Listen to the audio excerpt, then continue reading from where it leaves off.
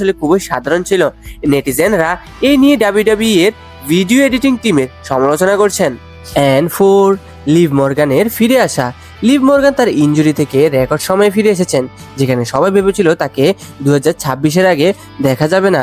সেখানে সার্ভাইভার সিরিজে তার উপস্থিতি সবাইকে চমকে দিয়েছে। তিনি জানিয়েছেন যে রিংয়ের বাইরে থাকা তার জন্য খুবই কষ্টের ছিল, তাই তিনি দিনরাত পরিশ্রম করে দ্রুত সুস্থ হয়ে এসেছেন। নিকি বেলা ও স্টেফানি বেকার। নিকি বেলা এবং স্টেফানি বেকারের মধ্যে সোশ্যাল মিডিয়ায় বেশ লড়াই চলছে। স্টেফানি চ্যালেঞ্জ করেছেন যে তিনি নিকি বেলাকে অবসরে পাঠিয়ে দেবেন। এর জবাবে নিকি বলেছেন তিনি যদি রিংয়ে ফেরেন তবে তিনি সেরা কারোর সাথেই লড়বেন। ভক্তরা আশা করছেন আমরা হয়তো একটি ড্রিম ম্যাচ দেখতে পেতে পারি। অ্যান্ড এনএক্সটি কল আপ দেরি হওয়া।